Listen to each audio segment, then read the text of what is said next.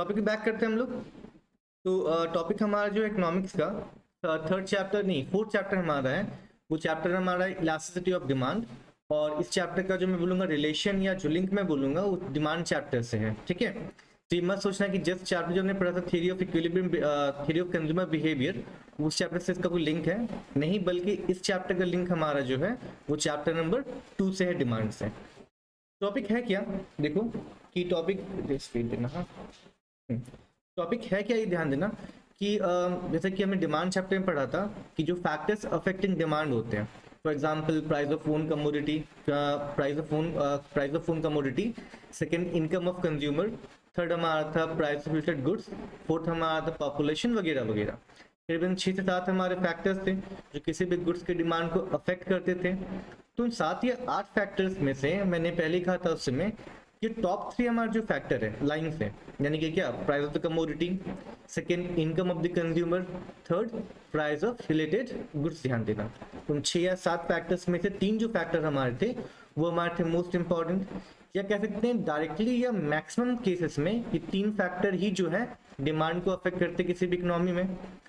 लेकिन हो गया। अब इसके बाद अगर बताऊं कि लॉ ऑफ डिमांड हमारा हमने पढ़ा डिमांड चैप्टर में कि वो मुझे बता रहा था लॉ ऑफ डिमांड जो है जस्ट प्राइस और किसी भी क्वांटिटी डिमांडेड के रिलेशन को एस्टैब्लिश करता है, थियोरेटिकली कहा जाए तो। लॉ ऑफ डिमांड बस हमने यही समझा था कि अगर प्राइस इंक्रीज होता है तो डिमांड डिक्रीज होगा, और अगर प्राइस डिक्रीज होता है तो डिमांड इंक्रीज होगा।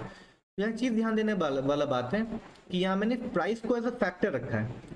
प्राइस को एज अ फैक्टर मतलब पहले मैं ये बोल रहा हूँ कि प्राइस में अगर बढ़ोतरी होगा तो डिमांड में कम होगा।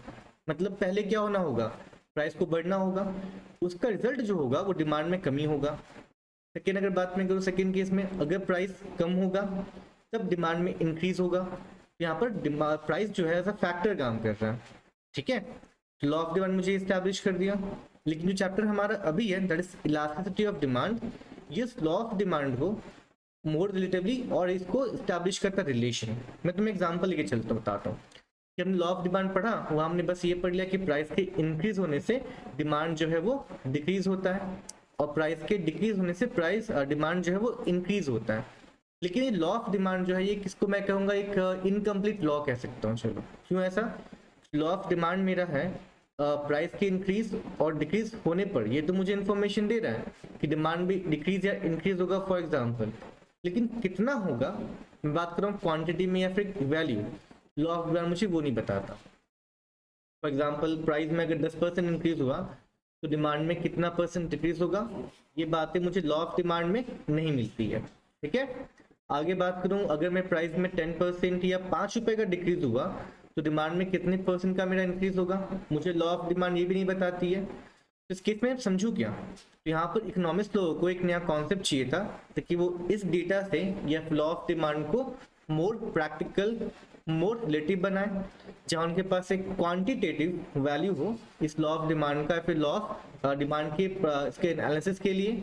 तो उन्होंने ये कॉन्सेप्ट लेके आया जिसे हम कहते हैं इलास्टिसिटी ऑफ डिमांड। तो इलास्टिसिटी ऑफ डिमांड सिर्फ प्राइस के बारे में नहीं बताता, बल्कि टॉप 3 जो फैक्टर्स है ना अलग अलग बता रहा हूँ। आप लोग सब स्क्रीन पे देख पा रहे हो, ये चीज स्क्रीन पे है।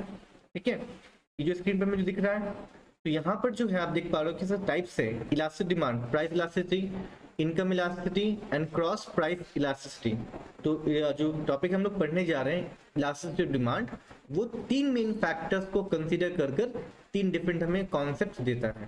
फैक्टर्स 6-7 हैं, लेकिन सभी फैक्टर्स उतने इंपॉर्टेंट नहीं है या वैसे फैक्टर को अफेक्ट नहीं करते जितना ये 3 करते हैं बारी बारी से, आप देख पा रहे हो इसमें। ठीक है, तो यहाँ पर समझने का बात है कि जो प्राइस का रिलेशन हमारा है डिमांड के साथ वो नेगेटिव है, सेम इनकम का रिलेशन जो हमारा है वो पॉजिटिव है, और क्रॉस प्राइस वाले पे डिपेंड करता है कि हम कॉम्प्लीमेंट्री के बारे में बात कर रहे हैं या हम बात करें सप्लीमेंट्री के बारे में।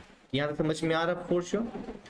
तो इलास्टिसिटी ऑफ डिमांड में हम लोग ये समझते हैं कि किसी भी फैक्टर में अगर चेंज आ रहा है, मैं फिर से रिपीट कर दूं, इलास्टिसिटी ऑफ डिमांड में हम बस ये समझते हैं किसी भी फैक्टर में कोई चेंज अगर आ रहा है, चेंज में अगर मैं चेंज बोलता हूँ ना तो ये इंक्रीज भी हो सकता है और डिक्रीज भी हो सकता है डिपेंडिंग। मैं बस चेंज एक वर्ड यूज करूंगा, चेंज, ध्यान देना।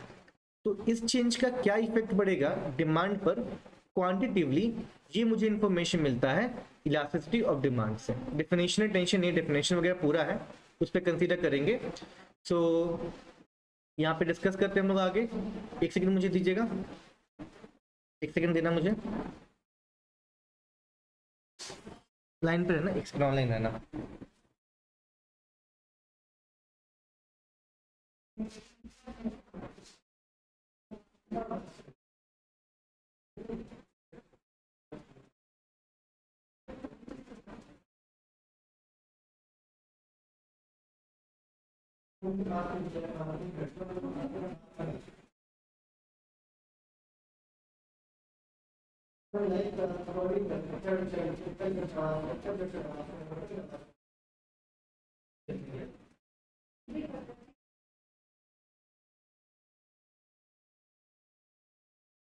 ओके, सो इनकम के रिगार्डिंग हमारा डिस्कशन था।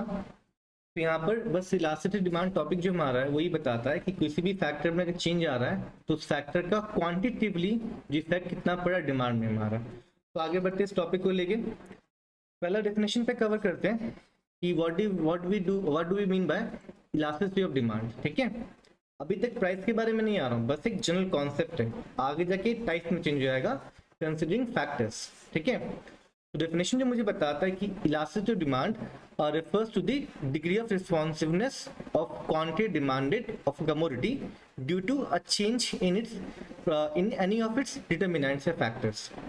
अब तक ये तीनों फैक्टर को एक संग लेके चल रहा है, इसलिए इसने प्राइस या इनकम या किसी भी प्राइस ऑफ कनेक्टेड गुड्स के बारे में बात नहीं किया है, बल्कि सिंपल सा फैक्टर के बारे में बात कर रहा है। तो फर्स्ट जो लाइन है जो मैंने किया underline, the degree of responsiveness, ध्यान देना, मतलब चेंज, कितना चेंज हुआ है, कितने परसेंट से चेंज हुआ है, इसे कहते हैं डिग्री ऑफ रिस्पॉन्सिवनेस। और रिस्पॉन्सिवनेस जो हमारा आया है फैक्टर्स के चेंज में।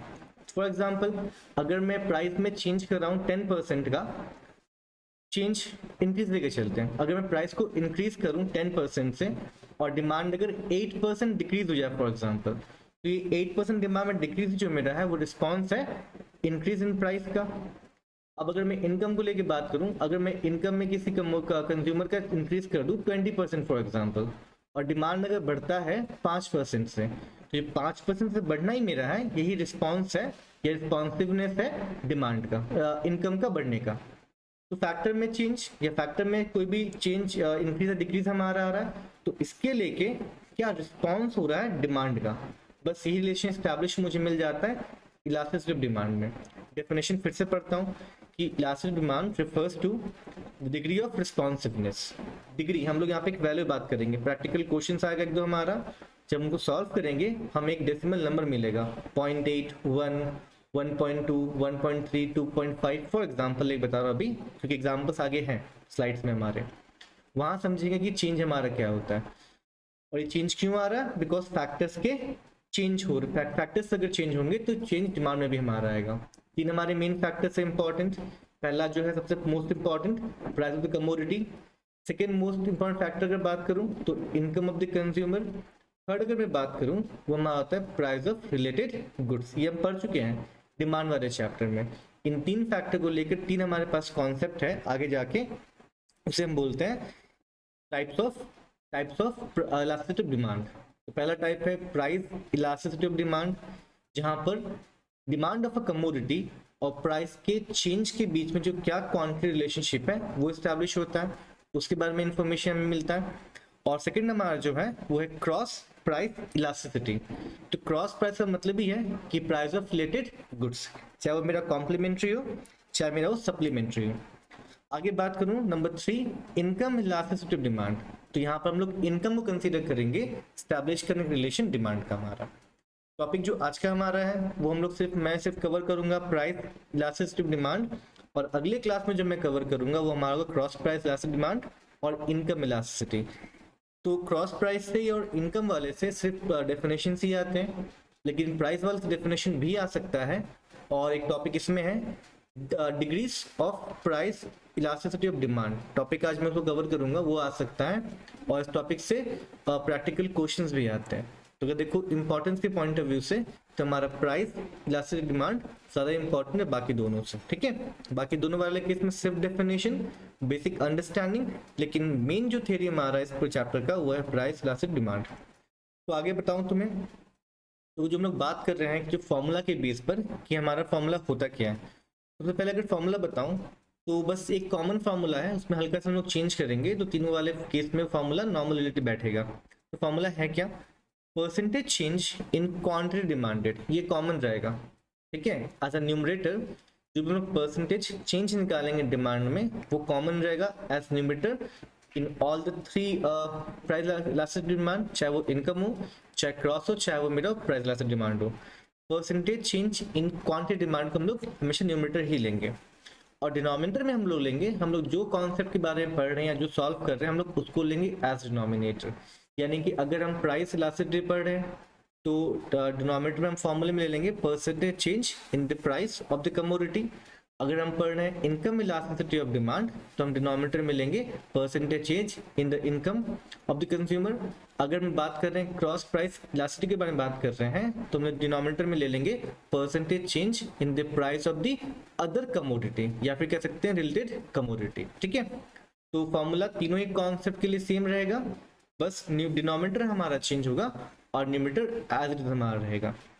तो बातें हम लोग प्राइस इलास्टिसिटी ऑफ डिमांड में चले आते हैं। तो यहाँ पर है कि इलास्टिसिटी ऑफ डिमांड या फिर price elasticity of demand refers to the degree of responsiveness, क्या कितना चेंज आया है, वैल्यू की बात करेंगे कितना चेंज आया है किसी भी क्वांटिटी डिमांडेड का, किसी भी कमोडिटी क्वांटिटी डिमांडेड में, क्या क्यों कि commodity due to a change in its own price, ठीक है। अब तक हमें सिर्फ लॉ ऑफ डिमांड से ही पता था कि प्राइस ऑफ द कमोडिटी इसके इंक्रीज और डिक्रीज के साथ कुछ रिलेशन है, तो उसी गुड्स के डिमांड का भी। लेकिन जो हम लोग पढ़ते हैं प्राइस इलास्टिक डिमांड, ये हमें देता है वैल्यू कि कितना चेंज होने पर कितना हमें वैल्यू मिलेगा, जो हमारा प्रैक्टिकल क्वेश्चन अभी मैं सॉल्व करूंगा।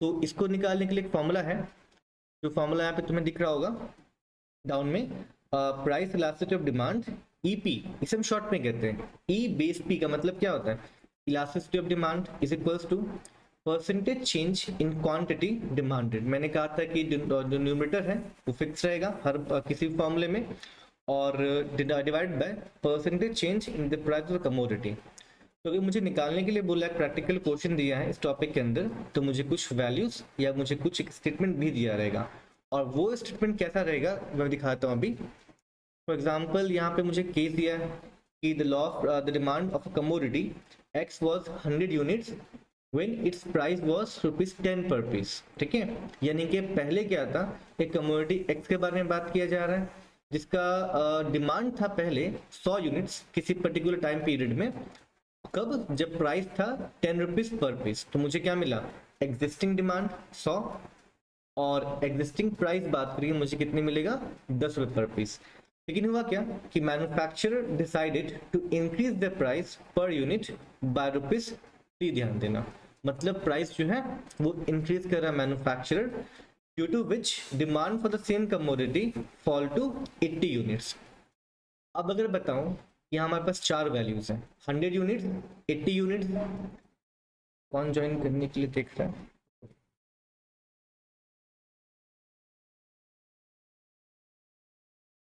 तो हमारे पास यहाँ पे चार हमारे पास वैल्यू है, एक हमारे पास है 100 यूनिट्स, एक हमारा है 80 यूनिट्स।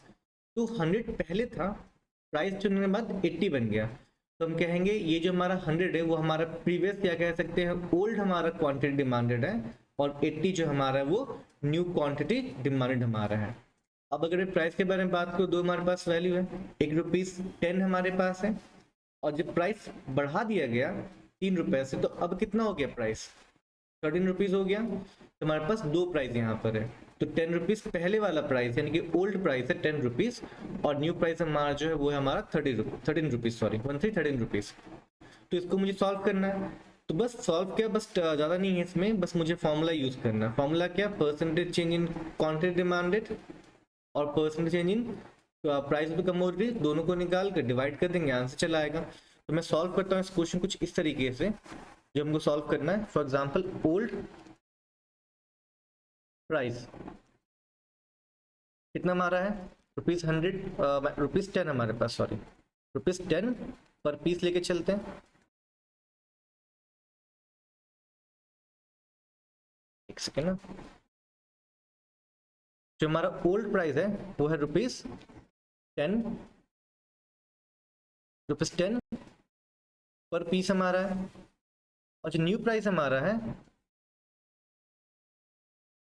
वो हमारा है ₹13, बिकॉज प्राइस जो है वो ₹3 से इंक्रीज हो गया। तो पहले 10 + 3 ₹13। तो हमको तो इस दो वैल्यू से हम कैसे निकालेंगे परसेंटेज इन प्राइस? सिंपल सा फॉर्मूला होता है कि difference in price, difference in price divided by old price into 100। अगर मैं इसको सॉल्व करूँ तो मुझे चला आएगा परसेंटेज इन प्राइस चला आएगा। तो पहले अगर मैं देखूँ डिफरेंस इन प्राइस हमारा है कितना, ₹10, ₹13 माइनस ₹10, 3 हमारा रुपीज़ है। अब अगर मैं आगे लूँ, ओल्ड प्राइस कितना है हमारा यहाँ पर 10 है, इंटू 100 यहाँ पर कर देंगे। तो इस तरीके से हमारा जो वैल्यू हमारा आएगा वो हमारा होगा 30%। मतलब प्राइस में जो चेंज आया है वो 30% चेंज आया है। सिंपल सा है। क्या इंक्रीज या क्या डिक्रीज हुआ है, कितना अमाउंट, वो अमाउंट जाएगा हमारा एज न्यूमरेटर। कब निकालते वक्त? परसेंट चेंज इन प्राइस निकालते वक्त। Difference in price divided by old price, जो भी हमेशा रहेगा पहले वाला प्राइस जो रहेगा, इनटू 100। तो मैं सॉल्व किया इसको तो मुझे आंसर आया परसेंटेज चेंज इन प्राइस, मुझे आंसर आया 30%। ठीक इस तरीके से ही सेम लॉजिक से, बेसिक मैथमेटिक्स ही है, इसमें कुछ नया नहीं है, हम निकाल देंगे परसेंटेज चेंज इन डिमांड भी निकाल देंगे। वहां पे सेम रहेगा हमारा old demand, new demand, difference in demand, ठीक है, और निकाल देंगे परसेंटेज चेंज करके, निकाल देंगे यूज करके। यहाँ पे सेम करते हैं। अगर मैं देखो यहाँ पर ओल्ड डिमांड जो हमारा था कितना 100 यूनिट्स, न्यू डिमांड जो हमारा है 80 यूनिट्स। चेंज इन डिमांड कह लो या फिर डिक्रीज या डिफरेंस इन डिमांड कह लो, जो चलेगा। चेंज इन डिमांड हमारा है 100 माइनस 80, 20 यूनिट्स है हमारा आया। अब इसको हम यूज करके निकाल देंगे, हमारा परसेंटेज इन डिमांड निकाल देंगे। क्या है? डिफरेंस इन डिमांड 20 आया है। ओल्ड डिमांड कितना हमारा 100 पीस का था, इंटू 100। यहाँ अगर मैं सॉल्व करूँ पूरे इसको तो मुझे आंसर आया 20%। ये हमारा है 20% परसेंटेज चेंज इन डिमांड। मतलब उस फॉर्मूले को ब्रेक मैंने कर दिया, न्यूमरेटर को हम लोग अलग अलग निकाल रहे हैं। अब हम लोग जो निकालते वक्त प्राइस इलास्टिसिटी, उस दोनों वैल्यू को हम लोग एक संग कंसीडर कर लेंगे। जो हमारा वैल्यू था, जो हमारा वैल्यू है वो हमारा होगा EP इज इक्वल्स टू, यानी कि इलास्टिसिटी ऑफ प्राइस इज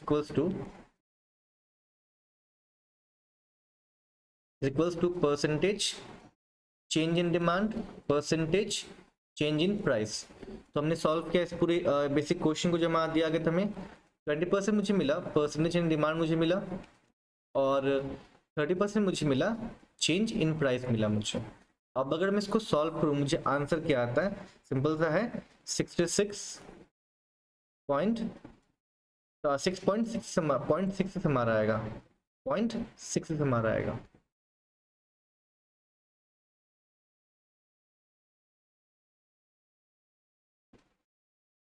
मुझे मिलेगा 0.666 मुझे मिलेगा, ये हमारा हो जाएगा आंसर। तो यही हम 0.6 हमारा जो मुझे बता रहा है कि अगर मैं प्राइस में 1% का चेंज करूं तो डिमांड में चेंज आएगा 0.6% का। अगर मैं डिमांड में चेंज करूं, फॉर एग्जाम्पल मैं प्राइस में चेंज करूं 10%, तो डिमांड में चेंज आएगा 6.66%, या कह सकते हैं 6 पॉइंट जो भी है उसको अप्रोक्सीमेट कर लेते हैं, ये हमारा है। तो इस वैल्यू से मुझे मिल गया इन्फॉर्मेशन कि जो एक वैल्यू मुझे मिल गया कि अब अगर इसको सॉल्व करने के बाद मुझे चल गया पता कि जो लॉ ऑफ डिमांड है कि प्राइस इंक्रीज होने से डिमांड डिक्रीज होगा, कितना होगा मुझे आंसर मिल गया। ठीक है, तो यहाँ पर 20/30 तो आंसर हमारा 0.666। ये हमें इंडिकेट करता है कि अगर मैं प्राइस को 1% से इंक्रीज करूँ, 1% ध्यान देना, तो डिमांड मेरा डिक्रीज करेगा 0.66% से। इसको मिटा दूं मैं,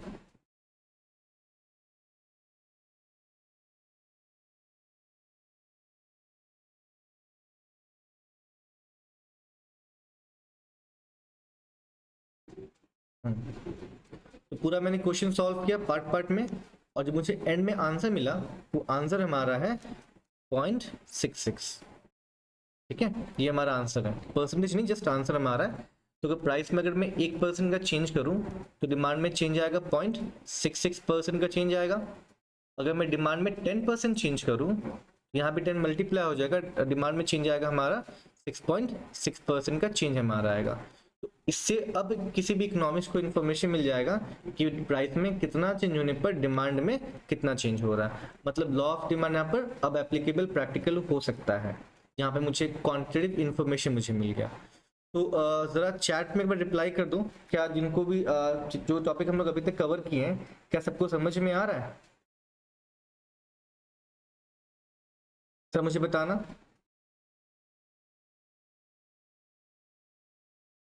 ठीक है, समझ में आ गया आयुष को, खुशबू को समझ में आ गया।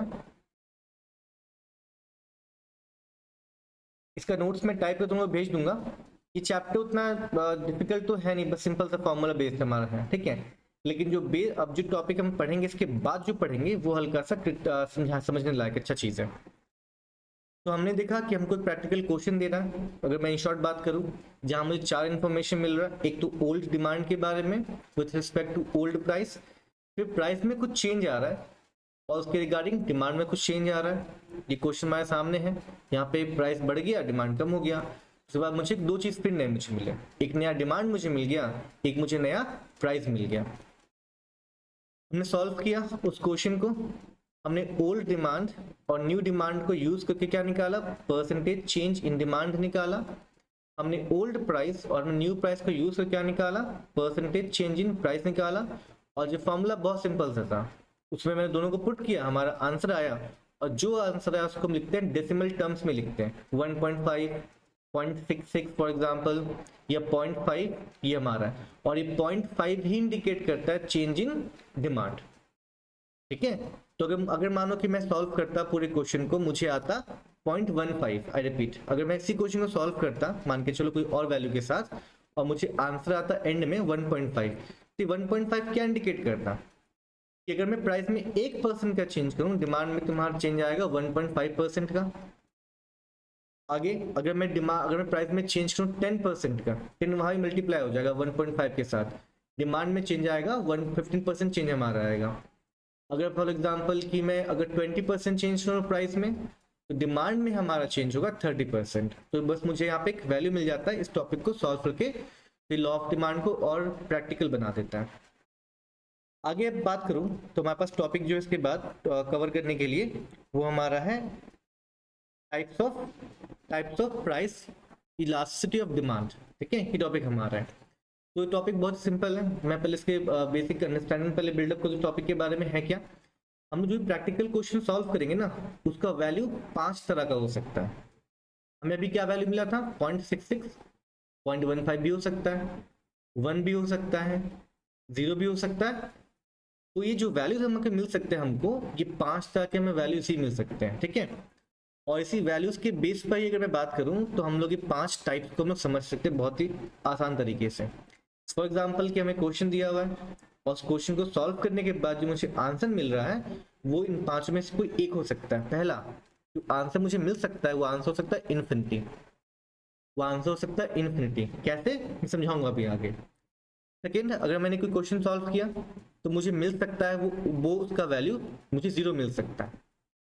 ठीक है, थर्ड देखो 0 कैसे मिलेगा, इन्फिनिटी कैसे मिलेगा, वो समझाने वाला बात है, भी लेके चलते हैं कि कोई भी मैं क्वेश्चन सॉल्व करूं दिया हुआ, उसका वैल्यू इन 5 में से कोई एक ही होगा, छठा नहीं हो सकता। पहला इन्फिनिटी, सेकंड 0, थर्ड आ सकता है 1। ठीक है, फोर्थ अगर मैं बात करूं, अगर फोर्थ में बात करूं तो उसका जो वैल्यू है वो 0 से 1 के बीच में आ सकता है, वो 0 से 1 के बीच में आएगा। और बात करूं अगला में, तो वो जो वैल्यू हमारा होगा वो हमारा मोर देन 1 हमारा होगा हमेशा, बस। यानी कि ईपी इन 5 में से कोई एक मुझे वैल्यू देगा फॉर श्योर।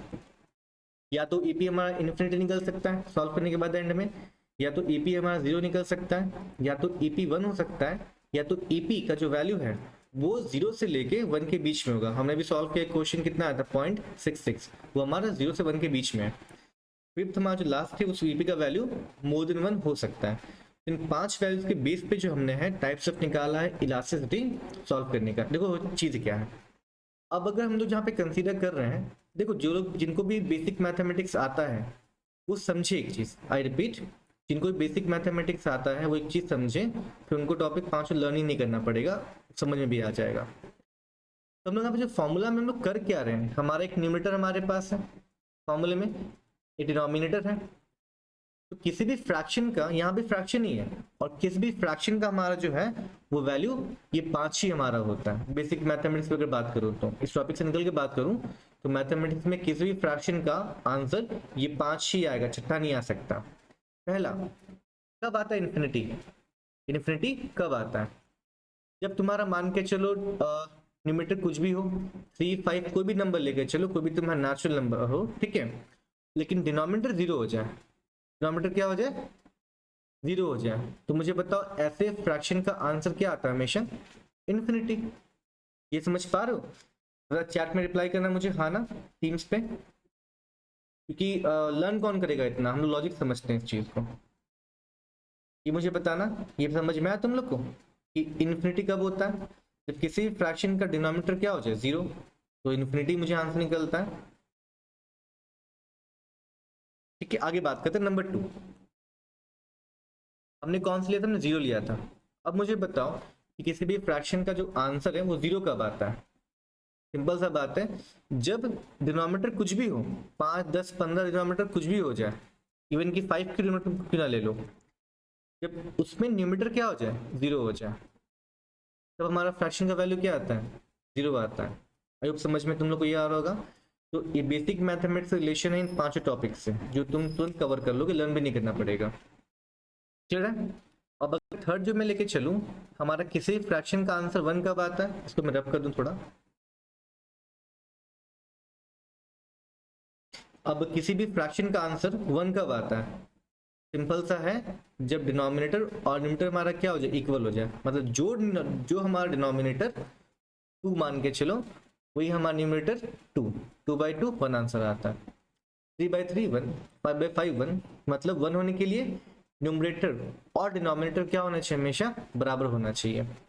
फोर्थ अगर मैं बात करूं, तो कभी भी किसी फ्रैक्शन का आंसर 0 से बड़ा कब होता है और 1 से छोटा कब होता है, यानी कि 0 से 1 के बीच में कब होता है, कब होता है, जब न्यूमरेटर मेरा हो छोटा डिनोमिनेटर से, हमेशा, यानी कि numerator should be less than denominator. अगर ऐसा केस है तो हमेशा हमें उस फ्रैक्शन का आंसर जो है क्या मिलेगा, लेस देन 1 मिलेगा और मोर देन 0 मिलेगा।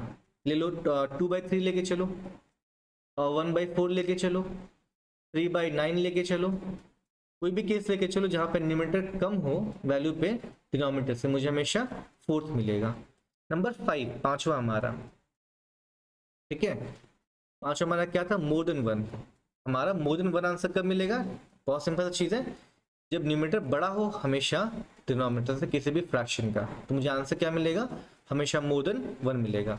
5/4, 3/2, 6/4, ठीक है, इस केस में क्या थे हमारे थे, देखो 5 ही मिला ना, छठा कुछ नहीं हो सकता, आई रिपीट, छठा कुछ नहीं हो सकता, तो वहां भी 5, और हमको कितना दिख रहे हैं, इलास्टिक डिमांड 5 ही दिख रहे हैं।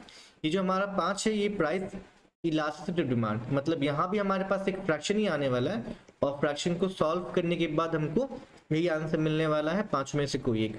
तो क्या है देख देना, तो तुम लोग ऊपर देख पा रहे हो कि लाइन से लिखा मैंने 1/1, इसका डेफिनेशन भी मैंने लिखा है, आगे मैं स्लाइड चेंज करता हूँ। तो पहला लिखा है मैंने, देखो पहला यहाँ पे तुमको दिख रहा होगा कि परफेक्टली इन इलास्टिक डिमांड, ठीक है, एक वर्ड यहाँ पे यूज हो रहा है इलास्टिक, आई रिपीट, एक वर्ड यहाँ पे हो रहा है इलास्टिक, क्योंकि प्रैक्टिकल अगर मैं देखूं बुक से बाहर निकल कर, तो इलास्टिक ऐसा कैसा कुछ होता है, हम रबर टाइप का कुछ जो हम लोग खींचते हैं और फिर छोड़ते हैं, मतलब वो लचीला होता है, फॉर एग्जांपल फ्लेक्सिबल होता है, बड़ा भी होता है और छोटा भी होता है, कब, जब मैं फोर्स लगाऊं। तो उसी कॉन्सेप्ट अगर तुम रेफरेंस तौर पे अगर तुम लोगे इस टॉपिक को, तुमको समझ में आ जाएगा कि डिमांड उस रिबन की तरह है, ठीक है, जिससे अगर मैं किसी भी फोर्स लगाऊं, चाहे वो प्राइस का मेरा फोर्स हो, चाहे मेरे इनकम का मेरा फोर्स हो, चाहे मेरे वो प्राइस किसी अदर गुड्स का मेरा फोर्स हो, तब वो तो बढ़ेगा या तो वो छूटा होगा, फॉर एग्जाम्पल, ठीक है, रबर बैंड की तरह समझना। तो इलास्टिक मतलब फ्लेक्सिबल होना, चेंज हो सकता हो। तो इसका उल्टा इन इलास्टिक मतलब क्या होगा, जो चेंज ना हो, फिक्स ही रहे। मैं फोर्स लगाऊं तब भी क्या हो, चेंज ही रहे, मतलब फिक्स रहे हमारा, चेंज ना हो। दो हमारे वर्ड है, इलास्टिक जिस पे फोर्स अप्लाई करने के बाद उसमें कोई चेंज आए, सेकंड इन इलास्टिक जब उसमें कोई फोर्स अप्लाई करूं उसमें चेंज ना आए, उसको बोलते हैं इन इलास्टिक, ठीक है। तो यहाँ मुझे दो जगह तुम्हें मिलेगा इन इलास्टिक वर्ड, एक तो हमारा नंबर 1 है परफेक्टली इन इलास्टिक डिमांड, ध्यान देना। तो इन इलास्टिक मतलब क्या, नो चेंज, किसमें नो चेंज, डिमांड में नो चेंज। चाहे मैं प्राइस को चेंज करूं, चाहे मैं इनकम को चेंज करूं, चाहे मैं किसी प्राइस ऑफ अदर गुड्स को चेंज करूं, अगर इसको चेंज करने के बाद डिमांड में किसी भी गुड्स का जरा सा भी चेंज ना है, एक यूनिट का भी चेंज ना है, ध्यान देना, तो हम लोग क्या उसमें उसमें क्या मुझे आंसर मिलेगा, जीरो मिलेगा ना। जीरो कैसे मिलेगा कि परसेंटेज, अगर मैं मानो कि मुझे कोई केस दिया हुआ है और उस केस में मुझे बोला है कि प्राइस जो है तुम्हारा वो 15 रुपए से 20 रुपए हो गया, तो यहाँ मैं निकाल सकते हैं आराम से। अब मैं बात करूँ तो मैं नंबर 1 के बारे में बात कर रहा हूँ, परफेक्टली इन इलास्टिक डिमांड के बारे में बात कर रहा हूँ, ठीक है, इन शॉर्ट ध्यान देना। तो इस वाले केस में हमको वैल्यू जो मिलेगा वो मिलेगा जीरो। क्या मिलेगा हमें, जीरो। और जीरो कब मिलता है, जब न्यूमरेटर जीरो हो और डिनोमिनेटर कुछ भी हो, हमारा 5 4 6 कुछ भी हमारा हो, ठीक है, 4 x y कुछ भी हमारा हो। ये हमारा इस तरीके से यहाँ पे समझने के लिए समझा रहा हूँ तुम लोग को कि जीरो पर मुझे कब मिलेगा, जब परसेंटेज चेंज इन डिमांड मेरा क्या हो, जीरो हो, मतलब प्राइस चेंज होने के बाद भी डिमांड में कोई चेंज ना आया हो। तो मान के चलो पहले था 100 यूनिट्स का डिमांड किसी कमोडिटी का, प्राइस पर था पर पीस 15 रुपए, फिर क्या हुआ, प्राइस चेंज होकर हो गया हमारा 10 रुपए या 12 रुपए लेके चलो, फॉल हुआ प्राइस, ठीक है। लेकिन इसके बाद मुझे क्वेश्चन में मुझे बोल दे कि डिमांड में कोई चेंज ही नहीं आया, पहले भी 100 था अभी भी 100 था, तो इस वाले केस में मुझे बताओ कि तुमने क्वेश्चन सॉल्व किया, तुम्हें आंसर क्या आएगा बताओ, percentage change in demand zero. तो तुम्हारा जो हमारा क्वेश्चन था ईपी वाला, हमें ऊपर जीरो मिलेगा, नीचे में आराम से मिल जाएगा 3 डिवाइडेड बाय 15 इंटू 100, या मुझे मिला कितना 5 जा 20% में चेंज आया, तो 0/20%, तो आंसर कितना आएगा, फॉर श्योर जीरो ही आएगा। क्यों, यहाँ पर डिमांड जरा सा भी चेंज नहीं हुआ, तो मतलब ये कौन सा डिमांड है हमारा इस वाले केस में, परफेक्टली इन इलास्टिक डिमांड। तो अगर मैं वही इसी बेस पे इस 5 टॉपिक को डिवाइड किया गया कि मैं अगर क्वेश्चन को सॉल्व करूं तो मुझे वैल्यू के बेस पर हम कह सकते हैं कि इन 5 में से कौन सा मुझे मिला है। अगर तुमने सॉल्व किया तुमको जीरो मिला वैल्यू, तो फॉर श्योर मेरा क्या, परफेक्टली इन इलास्टिक है, जरा सा भी चेंज नहीं आया डिमांड में प्राइस को या फिर किसी फैक्टर को चेंज करने पे। तो देखो डेफिनेशन लिखा है मैंने कि no change in demand even if there is a change in price, in this case the value of EP is always zero, या जीरो जो तुम बोलो। तो क्या मुझे बता दो चैट में टीम्स वाले पे, क्या तुमको समझ में आया ईपी जीरो वाला केस, बताओ।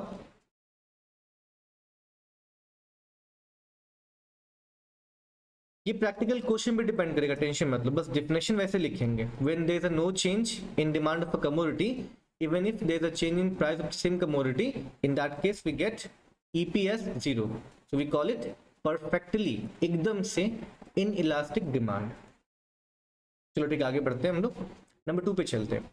अब परफेक्टली इन इलास्टिक से ठीक ऑपोजिट ध्यान देना, ऑपोजिट मुझे मिलेगा, जो मेरा एक्सट्रीम मेरा होगा वो है perfectly in elastic demand. I repeat, perfectly in elastic demand.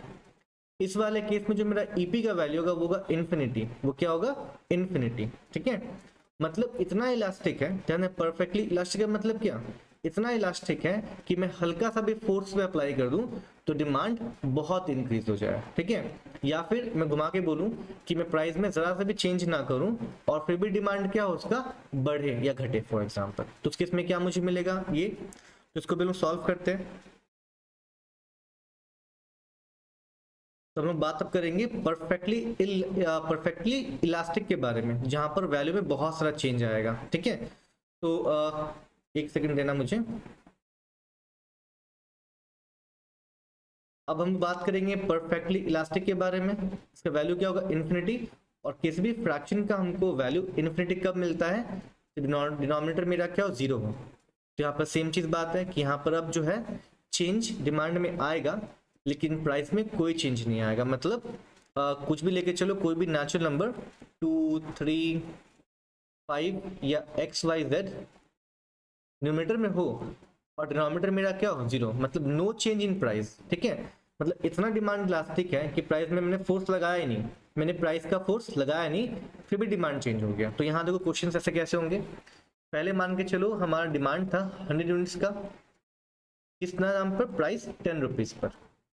ठीक है, लेकिन इस बार क्या हम लोग कंसीडर कर रहे हैं, अगला वाला केस क्या देखा मैंने कि प्राइस में कोई चेंज नहीं आया, वो 10 रुपए था, लेकिन डिमांड में चेंज आ गया मेरा 20 पीस का, यानी कि अब डिमांड हो गया 120। तो मैं इस वाले पार्ट को निकालूं कि परसेंटेज चेंज इन डिमांड कितना आएगा, सिंपल सा बात है, 20 डिवाइड बाय 100 इंटू 100, मतलब परसेंटेज चेंज इन डिमांड आया 20% का। अब अगर मैं प्राइस में चेंज होगा मुझे कितना निकलेगा, पहले भी 10 अभी भी 10, मतलब 0% चेंज आया मेरा प्राइस में। और जब मैं इसी को बिठाऊंगा फॉर्मूले में तो मेरा आंसर क्या आएगा, 20/0 हो गया ना। क्या आ गया आंसर हमारा, इन्फिनिटी हमारा आया। तो यहाँ पर इसको बस ये इंडिकेट ये करता है, अगर तुम्हें सॉल्व करने में तुम्हें इन्फिनिटी मिल जाए तो ये इंडिकेट करता है कि हमारा डिमांड परफेक्टली, मतलब एकदम इलास्टिक है। ठीक है, बिना फोर्स के वो बढ़ जाता है। तो फोर्स हम लोग यहाँ पे कौन सा कंसिडर कर रहे हैं, क्योंकि हम लोग पढ़ रहे हैं प्राइस इलास्टिसिटी ऑफ डिमांड पढ़ रहे हैं, तो यहाँ हम फोर्स पढ़ रहे हैं फॉर श्योर प्राइस का लेके। ठीक है, तो मुझे फिर बता दो कि ये पार्ट समझ में आया तुम लोग को, मुझे फिर से बता दो कि ये पार्ट समझ में आया तुम लोग को, परफेक्टली इलास्टिक वाला चीज। गुड। बाकी मैं क्लास के बाद तुम लोग को जो बुक का जो है ना मैंने हाईलाइट कर दिया है, मैं तुम लोग को सब PDF शेयर कर दूंगा, पढ़ना समझ में आ जाएगा। बाकी तो जब स्कूल खुले, देखो ट्यूशन खुले, फिर टेस्ट होगा। मैं कुछ टेस्ट के लिए प्लानिंग कर रहा हूँ, कैसे टेस्ट लिया जाए, ऑनलाइन पढ़ाई घर पे तुम लोग का। चलो आगे बढ़ते हैं। तो हमने उन पांचों में से 2 टॉपिक कवर कर लिया। थर्ड अगर तुम्हें जो मिलेगा वो तुम्हारा होगा यूनिटरी। यूनिट मतलब क्या होता है, 1। बचपन में नहीं पढ़ा था यूनिटरी मेथड कि पहले 1 का निकालो फिर तुम्हें उससे बाकी का वैल्यू निकाल लो। तो यहाँ पर हम पढ़ेंगे यूनिटरी इलास्टिक के बारे में, जहाँ पर हमको पता ही है कि वैल्यू क्या होगा, EP का वैल्यू हमेशा 1 होगा। मैं तुम्हें दिखा दूं, यहाँ नंबर 3 हमारा unitary elastic demand when percentage, अच्छा मैं 2 में पढ़ना भूल गया। ठीक है, perfectly elastic demand, in this case a very small change or no change in price leads to an increase in demand of a commodity। देखो इंक्रीज डिक्रीज तुम कुछ ही बोल सकते हो, चलेगा। ठीक है, हमने इंक्रीज वर्ड दिया है, तुम इंक्रीज और डिक्रीज कर देना, इंक्रीज और decrease in demand of the commodity. In this case the value of EP is always infinity. Number 3 में चले आते हैं, unitary elastic demand when percentage change in demand is equals to the percentage change in price of the commodity, in this case the value of EP is always 1। ध्यान देना। तो अगर मैं इस वाले टॉपिक में अगर मैं क्वेश्चन सॉल्व करूंगा तो मुझे पता ही तुम लोग को आई गेस कि आंसर क्या मिलेगा, कि दोनों ही केस में मुझे आंसर परसेंटेज चेंज सेम मिलेगा जो भी हो जाए। तो मान के चलो पहले किसी गुड्स का तुम्हारा डिमांड था 100 पीस 15 रुपए पे। ठीक है, डिमांड तुम्हारा इंक्रीज हो गया मान के चलो 120। ठीक है, कब, जब प्राइस हमारा हो गया 18 रुपए, से उल्टा मैंने ले लिया 12 रुपए, सॉरी। ठीक है, जब डिमांड बढ़ गया 100 से 120 हो गया, कब, जब प्राइस मेरा कम हो गया 15 रुपए से 12 रुपए। तो अगर मैं इस वाले केस में निकालूंगा परसेंटेज चेंज इन डिमांड निकालूंगा तो मुझे आंसर मिलेगा कितना, और डिफरेंस 20/100 इंटू 100, 20% मुझे आंसर आएगा परसेंटेज चेंज इन डिमांड। जब मैं प्राइस चेंज निकालूंगा तब मुझे मिलेगा डिफरेंस 3 रुपए का, 3 divide by 15 into 100, 3 divide by 15 into 100, तो 1/5 20, यहाँ पे 20% ही आंसर आ रहा है। तो अब अगर मैं इसको बिठाऊंगा फॉर्मूले में, EP वाले के फॉर्मूले, तो आंसर क्या आएगा 20/20 ना, EP वाले में आंसर कितना आएगा 1। 1 क्या इंडिकेट करता है, अगर मैं प्राइस को 1% चेंज करूं तो डिमांड में 1% का चेंज आएगा, ठीक है। अगर मैं प्राइस में 2% का चेंज करूँ, डिमांड में 2% का चेंज आएगा। अगर मैं प्राइस में 20% का चेंज करूँ तो डिमांड में भी 20% का ही चेंज आएगा। तो इसे कहते हैं यूनिटरी इलास्टिक, जहां पर ईपी का वैल्यू हमेशा क्या मिले, 1 मिले। तो एग्जाम में कुछ बच्चे क्या होता है कि क्वेश्चन सॉल्व करके छोड़ आते हैं, लिखते नहीं है कि जो वैल्यू मिला है वो वैल्यू पांचों में से कौन सा हमारा है, ठीक है। पांचों में से कौन सा इन्फिनिट, परफेक्टली इनइलास्टिक है, परफेक्टली इलास्टिक है, यूनिटरी है, इलास्टिक है या इनइलास्टिक है। आगे बढ़ूं तो अब तो हम लोग कवर करते हैं लास्ट थर्ड फोर्थ हमारा इलास्टिक डिमांड। ये परफेक्टली तो नहीं है, मतलब यहाँ मुझे वैल्यू इन्फिनिटी तो मुझे नहीं मिलेगा, लेकिन मुझे इन्फिनिटी से कम और 1 से ज्यादा मुझे मिलेगा, ठीक है। या फिर कह सकते हैं इसका वैल्यू हमेशा मोर देन 1 रहता है। तो किसी भी फ्रैक्शन का वैल्यू मोर देन 1 कब होगा बताओ, जब न्यूमरेटर ज्यादा होगा। और ईपी वाले फॉर्मूले में न्यूमरेटर क्या है हमारा, परसेंटेज चेंज इन प्राइस है। तो अब तुमको समझ में आ गया होगा कि इस टॉपिक में हमेशा परसेंटेज चेंज इन प्राइस ज्यादा होगा, percentage change in my mistake, percentage in demand हमेशा ज्यादा होगा परसेंटेज चेंज इन प्राइस से। जो कहा लिखा है मैंने कि when percentage change in price of the demand is more than, यहाँ गलती होगा थोड़ा सा, यहाँ पे तुम्हारा यहाँ पर डिमांड तुम्हारा होगा, रुक जाओ मैं चेंज कर दूं। हाँ, percentage change in demand is more than percentage change in the price. तो डेफिनेशन में मॉडिफाई करना पड़ेगा। When demand is more than the percentage change in price, ठीक है। क्योंकि प्राइस हमेशा क्या होता है, डिनोमिनेटर में जाता है हमारा, तो इसको मैं चेंज करता हूँ। डेफिनेशन बन गया हमारा, when percentage change in demand is more than percentage change in it's price. ध्यान देना। तो और इस केस में हमें क्या मिलेगा, हमेशा जो वैल्यू होगा मोर देन 1 और लेस देन इन्फिनिटी मिलेगा। तो इस वाले केस में 1.5, 2, 2.53 कुछ भी हमारा वैल्यू हो सकता है। तो मैं इस वाले को भी कंसीडर करूं प्रैक्टिकल क्वेश्चन लिख कर इन शॉर्ट में, तो यहाँ देख लो, मान के चलो पहले किसी कमोडिटी का वैल्यू डिमांड था 200 यूनिट्स, ठीक है। कौन से नंबर, ₹10 पर यूनिट पर, ₹10 पर यूनिट पर। फर्दर क्या हुआ, प्राइस में डिक्रीज, प्राइस डिक्रीज हो गया तुम्हारा, मान के चलो ₹8 हो गया, ठीक है। 10 से ₹8 हो गया। और जो डिमांड हमारा है वो हमारा बढ़ गया, मान के चलो 250 यूनिट्स लेके चलते हैं, 250 लेके चलते हैं। तो यहाँ इस वाले केस में निकालूंगा परसेंटेज चेंज इन डिमांड निकालूंगा, तो मुझे क्या मिलेगा, देखो 50 डिवाइड बाय ओल्ड डिमांड 200, ध्यान देना, ठीक है, इनटू 100, तो 1/4 और सॉल्व मुझे मिला 25% मुझे आंसर आया, ठीक है। अब अगर मैं इसको सॉल्व करूंगा, प्राइस में चेंज परसेंट सॉल्व करूंगा, तो मुझे मिलेगा 2 डिवाइड बाय ओल्ड प्राइस, यानी कि 10 रुपीज हमारा, इनटू 100।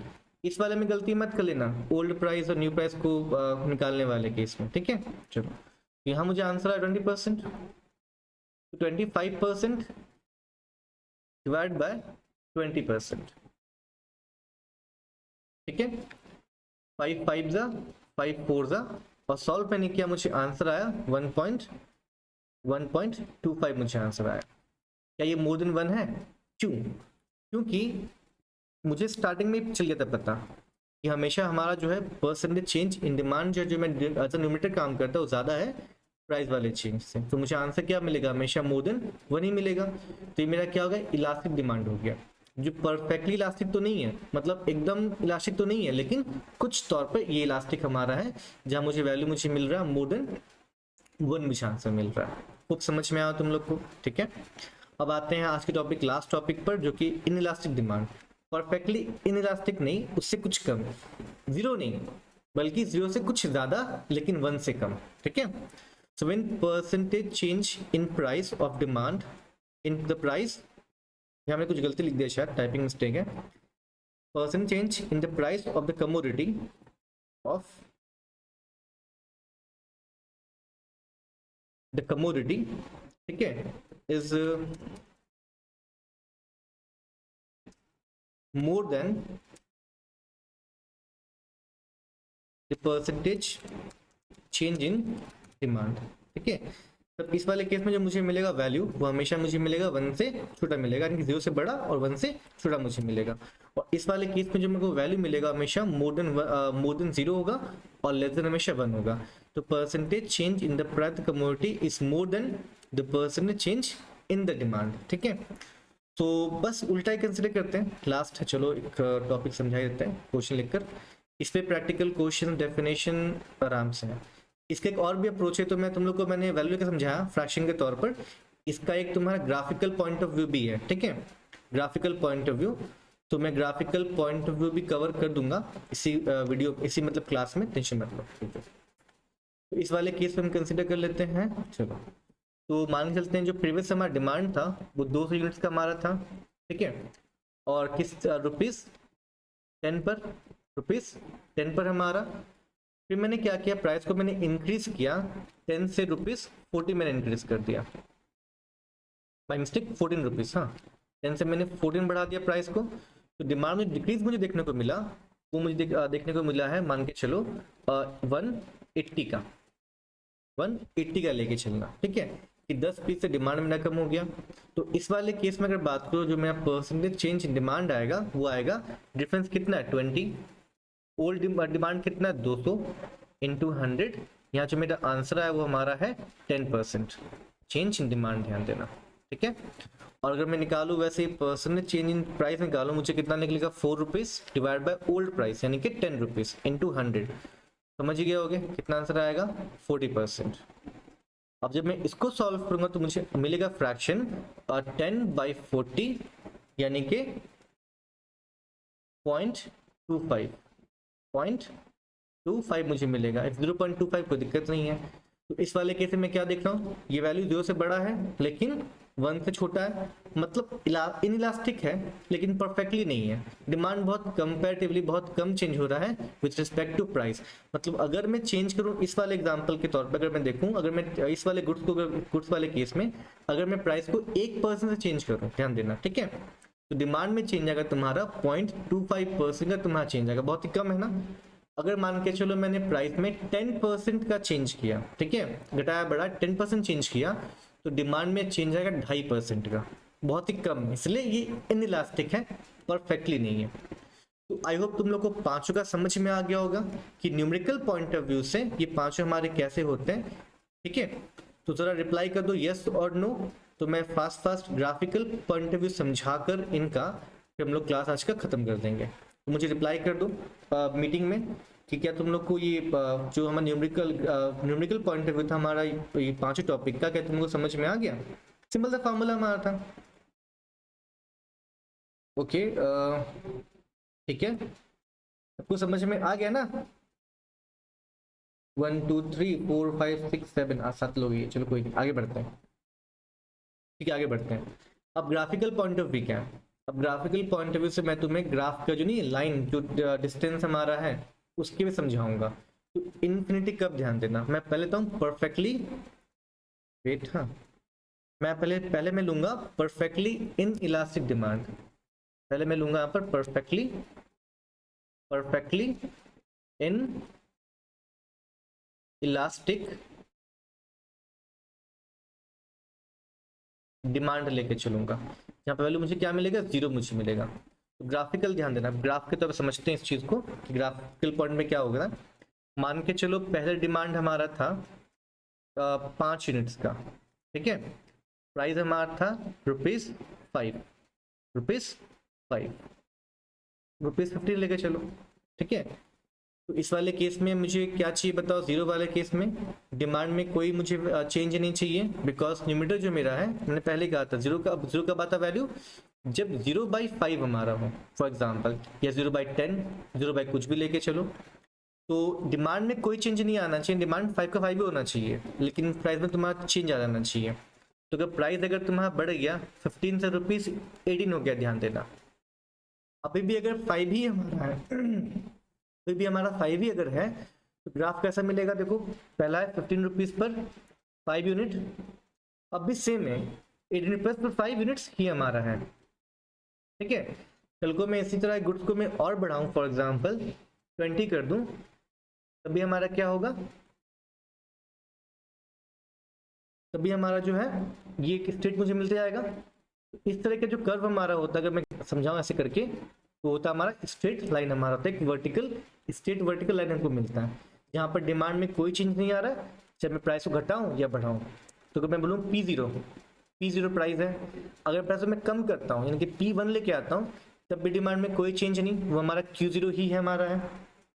ठीक है, अगर मैं प्राइस को P0 से बढ़ा के P2 कर दूं फॉर एग्जांपल, तभी हमको क्या मिल रहा है, डिमांड वही का वही है। तो डिमांड में कोई चेंज नहीं आया, न्यूमरेटर 0 और डिनोमिनेटर में चेंज आ रहा है। P0 से मैं P1 लूँ या P0 से मैं P2 लूँ, उसमें चेंज आ रहा है फॉर। मुझे आंसर क्या मिला इस केस में, परफेक्टली इन इलास्टिक डिमांड मुझे मिल रहा है। ठीक है, तो अगर मैं समझाऊं इस टॉपिक को, जैसे कौन सा गुड्स है, आई रिपीट, ऐसा कौन सा गुड्स पूरे इकोनॉमी में है जिसका तुम्हारा ये होता है कंडीशन कि प्राइस कितना ही बढ़ा लो, डिमांड नहीं क्या बोलते, डिमांड नहीं बढ़ता। ठीक है, मान के नहीं पढ़ा हमने क्या बोलते हैं इनएक्सपेंसिव गुड्स, याद है? डिमांड, हमने टाइप्स ऑफ डिमांड पढ़ते पढ़ा था कि हमारे इनएक्सपेंसिव कुछ गुड्स हमारे होते हैं, सॉल्ट हमारे होते हैं, मैच बॉक्स हमारे होते हैं। ठीक है, तो इनकम कितना भी बढ़ जाए या प्राइस मान के चलो कितना भी 2 रुपये आ जाए, कितना बढ़ घट जाए, डिमांड हम उतना ही करते हैं। जो भी हमारे होते हैं इनएक्सपेंसिव कमोडिटी हमारे होते हैं, उनका हम लोग डिमांड इतना ही रखते हैं, ध्यान देना। इनएक्सपेंसिव नेसेसिटीज कह सकते हैं, चलो उनका डिमांड हम लोग चेंज नहीं करते हैं, इवन की प्राइस में तुम्हारा कम ज़्यादा कुछ भी आ जाए। ठीक है, आगे हम लोग बात करेंगे परफेक्टली इन इलास्टिक के बारे में। I repeat, perfectly in elastic के बारे में। तो उस वाले केस में हम बात करूंगा कि डिमांड जो मेरा कर्व होता है वो हमारा कैसा होता है। ठीक है, तो इस वाले में क्या होगा, प्राइस में कोई चेंज तो नहीं आएगा, लेकिन चेंज किस में हमारा आएगा, डिमांड में चेंज हमारा आएगा। तो अब लेके चलो कि यहाँ मुझे क्या चाहिए, न्यूमरेटर मेरा कुछ भी हो जाए, न्यूमरेटर 5, 6 कुछ भी हमारा हो, डिनोमिनेटर 0 होना चाहिए, मतलब प्राइस में नो चेंज। तो अब ध्यान देना, कुछ ऐसा कर्व हमारा है। पहले हमारा था, प्राइस था हमारा P0, प्राइस हमारा था P0, क्वांटिटी हम डिमांड करते Q0, प्राइस में कोई चेंज नहीं आया, तो मैंने पहला मुझे पॉइंट ये मिला। ठीक है, अब मैं देख रहा हूँ प्राइस में कोई चेंज नहीं आया, P0 का P0 ही है, लेकिन डिमांड में चेंज आ गया, Q1 हो गया। ठीक है, तो ये कर्व ऐसे आगे बढ़ेगा, हॉरिजॉन्टल है, फ्री हैंड ड्राइंग है, समझ नहीं, तुमको स्ट्रेट लाइन मिलेगा नॉर्मल। ठीक है, फिर मैंने प्राइस में कोई चेंज नहीं मिला, डिमांड तुम्हारा जो है वो और बड़ा, फॉर एग्जाम्पल Q2 हमारा हो गया। तो यहाँ अगर तुम देखोगे तो तुम्हें एक डिमांड कर्व तुम्हें मिलेगा हॉरिजॉन्टल, लेकिन तुम्हें मिलेगा एक straight line parallel to the horizontal line तुम्हें मिलेगा। तो ये हमारा डिमांड कर्व है इस वाले केस में। कौन से वाले केस में, परफेक्टली इलास्टिक वाले डिमांड में। ठीक है, एक हॉरिजॉन्टल लाइन मुझे मिला जो मेरा पैरेलल है एक्स एक्सिस के, ध्यान देना। ठीक है, खूब समझ में तुम लोग को आ रहा है इस चीज को कि प्राइस में नो चेंज, डिनोमिनेटर 0, डिमांड मेरा चेंज हो रहा है। ठीक है, Q1 से Q0 से Q1 हमारा हो रहा है। तो हालांकि अगर मैं इस एग्जांपल को लूँ, क्या मैंने सिर्फ दिखाया है कि डिमांड बढ़ ही रहा है, मैं एक ग्राफ और तुमको बना के समझाऊंगा सेम टॉपिक के लिए, वहां मैं Q0 को बीच में रखूंगा। ठीक है, अच्छा, वहां मैं Q0 को बीच में रखूंगा।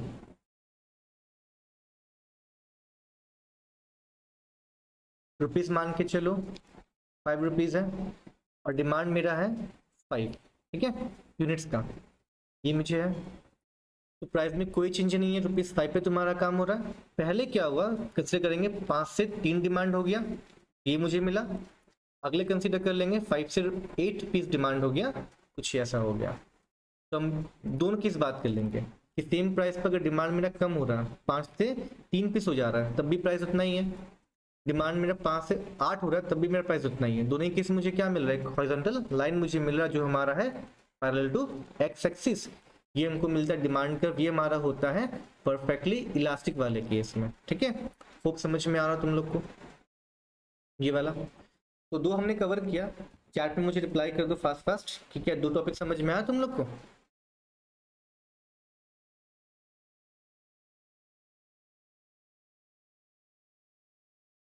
ग्राफिकल पॉइंट ऑफ व्यू से देखो, थोड़ा पढ़ना पड़ेगा घर पे क्लास के बाद भी, बुक्स वगैरह। ठीक है, तो मैंने तुमको न्यूमेरिकल पॉइंट ऑफ समझाया कि न्यूमेरिकल पॉइंट ऑफ व्यू हमारा क्या था, ये हमारा ग्राफिकल पॉइंट ऑफ व्यू है। ठीक है, चलो ऑलमोस्ट सब लोग कह रहे हैं समझ में आ ही गया। कॉमन सेंस बिल्डिंग डेफिनेशन क्या लर्न करेंगे, आगे बढ़ते हैं। चलो उसके बाद हमारा यूनिटरी वाला, यूनिटरी इलास्टिक डिमांड। तो इस वाले केस में क्या हमारा 1 होगा, और 1 वाले केस में क्या डिनोमिनेटर और डिनोमिनेटर बराबर हमारा होगा। ठीक है, तो यहाँ पे वो कैसा मिलेगा डिमांड कर्व। तो यहाँ पे शायद मैं ना बना पाऊँ, परफेक्ट ना बना पाऊँ फ्री हैंड ड्राइंग से, तो लेके चलते हैं P0, ध्यान देना ये हमारा था Q0। अब अगर मैं जितना मैं लाइन डिस्टेंस लूंगा वर्टिकल एक्सिस पर, मैं कोशिश करूंगा सेम लेने का P1। कौन सा डिस्टेंस, ये डिस्टेंस, हाँ ये डिस्टेंस हमारा, ये डिस्टेंस हमारा, ठीक है। उतना डिस्टेंस मुझे यहाँ पे लेना है, ऑलमोस्ट ही। चलो तो पहला मेरा क्या हो गया, अच्छा मैंने आगे लिया ना, मैंने गलती कर दिया थोड़ा सा, कि मुझे रुक जाओ फिर से ड्राइंग करते हैं। कि प्राइस को बढ़ा रहा हूँ ना, तो मुझे Q0 के लेफ्ट दिखाना पड़ेगा, मुझे Q0 के लेफ्ट को मैं दिखाऊंगा कि प्राइस इंक्रीज तो डिमांड डिक्रीज में शो करना पड़ेगा, ठीक है। चलो तो यहाँ पे लेते हैं हम लोग बीच में Q0, ये हमारा था P0 पर ना परसेंटेज चेंज आया है प्राइस में, उतना ही मुझे दिखाना है परसेंटेज चेंज, या फिर ग्राफिकली डिस्टेंस वाइज क्वांटिटी मुझे दिखाना है। तो प्राइस में बढ़ा दे रहा हूँ कुछ इस डिस्टेंस से, मान के चलो P1 लेके चलते हैं, ठीक है। और होप तुम लोग को दिख रहा होगा शायद, हाँ दिख रहा है ऑलमोस्ट ना, हाँ ये डिस्टेंस ध्यान देना, ये वाला डिस्टेंस, हाँ तीनों के बीच का डिस्टेंस, उतना डिस्टेंस मैं लूंगा, कम करूंगा ना डिमांड को, यहाँ पे लूंगा Q1 में लूंगा, यहाँ पर Q1 लेके चलते हैं, ठीक है। अब इसको मुझे बैठाना है, प्लॉट करना है, तो मैंने इसको पहले P0 को मैंने Q0 से मैच करवा दिया, फिर P1 को मैंने मैच करवा दिया Q1 से, ठीक है। इस तरीके से अगर मेरा प्राइस नंबर 3 होगा कि मैं प्राइस कम का भी दिखाना, P2 दिखा दो मान के चलो, जो डिस्टेंस यहाँ मैंने लिया है वो डिस्टेंस मैं यहाँ भी लूंगा, ऑलमोस्ट कोशिश करूंगा लेने का फ्री हैंड ड्राइंग से। तुम्हारे पास स्केल रहेगा एग्जाम में, तुम स्केल से मेजर कर लेना कितना सेंटीमीटर फॉर एग्जाम्पल Q2, तो मैं इसको मिला देता हूँ। तो इस वाले केस में देखो कुछ अलग मिला ना, या कुछ अलग मिला इसका स्लोप ना, ये मेरा है यूनिटरी वाला केस में, जहां पर अगर मैं बोलूं तो हमेशा डिमांड कर्व का जो एंगल हमेशा होता है हॉरिजॉन्टल से, वो हमेशा कौन सा होता है 45 डिग्री, कौन सा होता है हमेशा 45 डिग्री, ठीक है। तुम लोग एक चैप्टर है मैक्रो इकोनॉमिक्स में इनकम एंड एम्प्लॉयमेंट डिटर्मिनेशन, वहां तो समझाऊंगा कि 45 डिग्री का वैल्यू क्या, मतलब क्या होता है उसका इंपॉर्टेंस, अभी समझ जाओ कि दोनों बराबर ना, तो जो मेरा कर्व होगा वो कुछ ऐसा मेरा कर्व होगा, अलग है ना, परफेक्टली इनइलास्टिक, एकदम स्ट्रेट वर्टिकल एक्सिस का, ठीक है। अगर बात करूं मैं परफेक्टली इलास्टिक बात करूं, एकदम पूरा horizontal parallel to X axis, ठीक है। अब अगर बात करूं क्या बात करूं यूनिटरी के बारे में बात करूं, तो ये कुछ ऐसा बन रहा है, एंगल बनेगा 45 डिग्री, ध्यान देना हॉरिजॉन्टल एक्सिस से एंगल 45 डिग्री बनेगा, स्लैंट पूरा, ठीक है। आगे बढ़ते हैं, चलो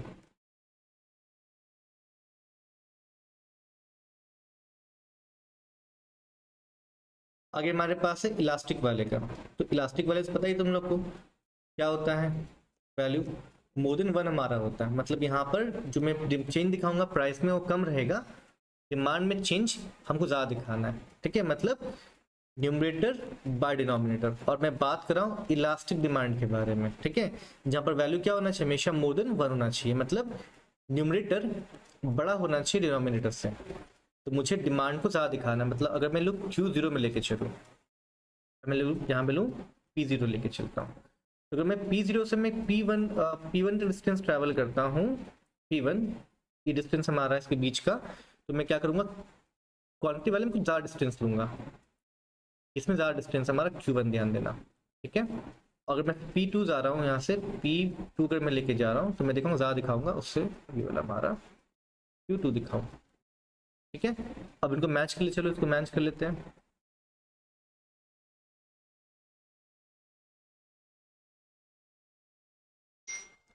इस वाले केस में अगर तुम देखोगे तो ये जो है ये मैंने टच नहीं होगा, ध्यान देना, ये थोड़ा सा मैं मिटा दूँ, ज़्यादा हो गया। तो इस वाले केस में अगर तुम देख पा रहे हो तो यूनिटरी वाले कर्व से और थोड़ा झुका हुआ है कि नहीं।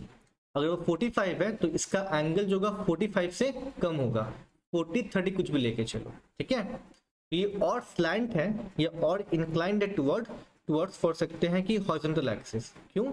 इस वाले केस में हमेशा तो इसका और हॉरिजॉन्टल होता है कंपेयर टू यूनिटरी वाला, जहाँ पे मुझे ये वैल्यू मिल रहा है। ठीक है, होप समझ में तुम लोग को आया हो। ये वाला, ये हमारा इलास्टिक वाला हमारे, ठीक है, ये हमारा इलास्टिक है। आगे अगर मैं तुमको समझाऊं ग्राफिकली, लास्ट टॉपिक बस खत्म क्लास, ऑलमोस्ट 2 मिनट का और टॉपिक है हमारा।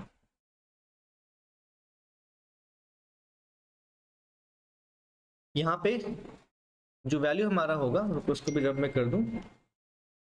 यहाँ जो हमारा वैल्यू होगा ईपी का फॉर एग्जांपल, वो होगा <1 बट मोर देन 0। ठीक है, इस वाले में मुझे क्या चाहिए, जो डिनोमिनेटर है वो ज्यादा मेरा होगा न्यूमरेटर से। ठीक है, मतलब प्राइस में ज्यादा चेंज, डिमांड में कम चेंज, ध्यान देना। तो अगर मैं इसको लेके चलूँ, हम लोग लेके चलते हैं P0 और सेम हम लोग चलते हैं Q0। तो इस बार मुझे प्राइस में ज्यादा चेंज दिखाना है, मतलब डिस्टेंस वर्टिकल ज्यादा होगा, P1 लेके चलते हैं। ठीक है, डिमांड में कम चेंज होगा मेरा Q1। देखो मैं कम दिखा रहा हूँ, ये डिस्टेंस तुम देख लो P0 P1 के बीच का, और तुम डिस्टेंस देख लो Q1 और Q2 के बीच का। ये देखो सबसे पहले टॉपिक समझ जरूरी है न्यूमेरिकल पॉइंट ऑफ व्यू, तभी ना हम लोग graphical point of view plot कर पाएंगे सही सही, वरना भूल जाएंगे बच्चे के, तो बच्चे लोग भूल जाते हैं। सेकंड दिखाऊं तो हमारा P2, और यहाँ मुझे कम दिखाना पड़ेगा कंपेरेटिवली Q2, ध्यान देना, तब मुझे सही कर्व मिलेगा, एग्जैक्ट मुझे कर्व मिलेगा इस वाले टॉपिक के लिए। सॉल्व कर चलो कर लेते हैं।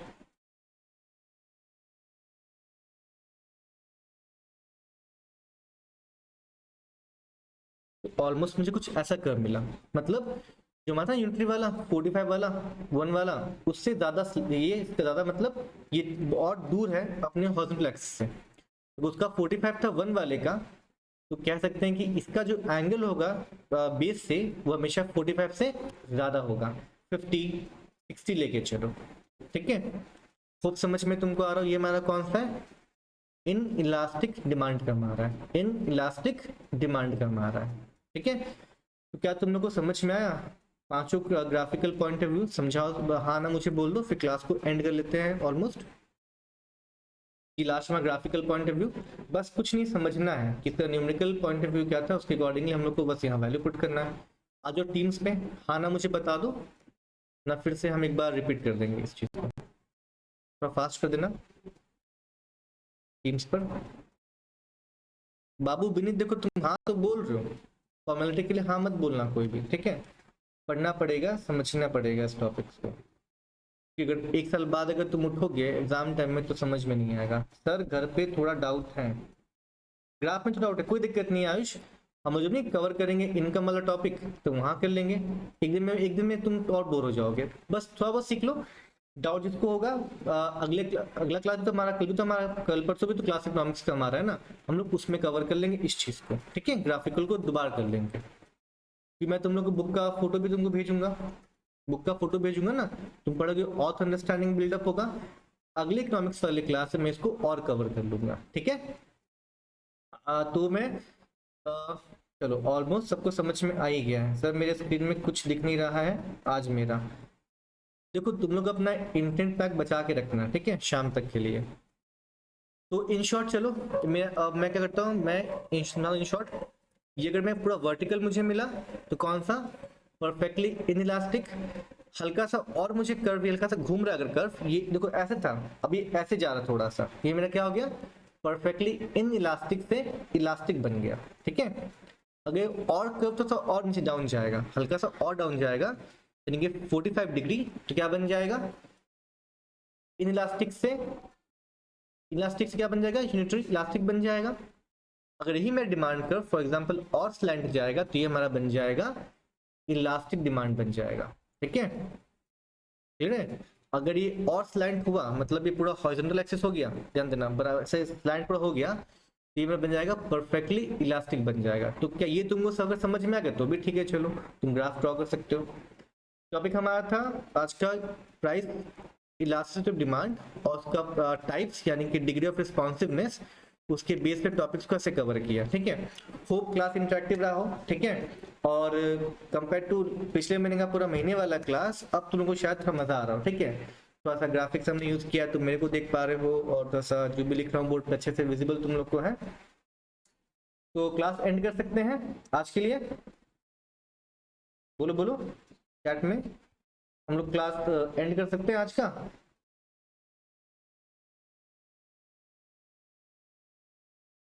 और देखो मैंने अकाउंट्स का जो रिवीजन क्लास है मैंने स्टार्ट कर ही दिया है, अकाउंट्स का रिवीजन क्लास। और मैंने 1 घंटे का 1.5 घंटे का हमारा वीडियो है, तो देख लेना, लिंक मैंने भेज दिया है, अवेलेबल रहेगा तुम लोग के लिए। अकाउंट्स पढ़ा दीजिए थोड़ा। हाँ तो अकाउंट्स तो रिविजन क्लास में पढ़ा ही रहे ना, आज तो हमारा फर्स्ट क्लास था, पूरा इंट्रोडक्शन का था फ्रेश, जो लोग पहला बार सुन भी रहे होंगे उनके लिए।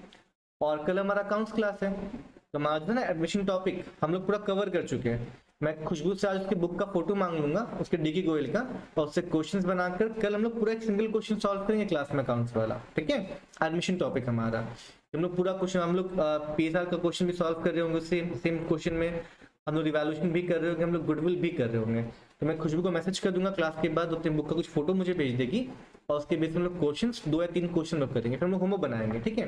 तुम रेडी हो, टेंशन मत लो, एक फुल क्वेश्चन करने के लिए बस अब क्वेश्चन करना है ऑनलाइन में तुम लोग को इस तरीके से, ठीक है। सो अभी के सबको बाय, मिलते हैं कल वाले क्लास में अकाउंट्स वाला। और कल मॉर्निंग जिनको कॉमर्स का करना है रिवीजन, जैसे कि आज मैं रिकॉर्ड किया ना अकाउंट्स वाला रिवीजन के तौर पर, कल सुबह 11 बजे मैं लाइव आऊंगा यूट्यूब पर। मैं तुम लोग को लिंक पहले ही डाल दूंगा ग्रुप में, दोनों ग्रुप में, ट्यूशन वाला स्कूल वाले बच्चों के लिए। तो उसमें हम लोग बात करेंगे मैनेजमेंट के बारे में, डिफरेंट कॉन्सेप्ट्स ऑफ मैनेजमेंट, और मैं उसमें कवर करूंगा फीचर्स ऑफ मैनेजमेंट, ठीक ऐसे ही हमारा क्लास रहेगा। पीपीटी रहेगा, तो मुझे कोने में देख पा रहे होगे, मुझे सुन पा रहे होगे, और यूट्यूब पे लाइव में रहूंगा। तो चलो कोई नहीं, अभी के लिए सबको बाय, रिलैक्स, मिलते हैं कल अकाउंट्स वाले क्लास में, ठीक है। चलो बाय।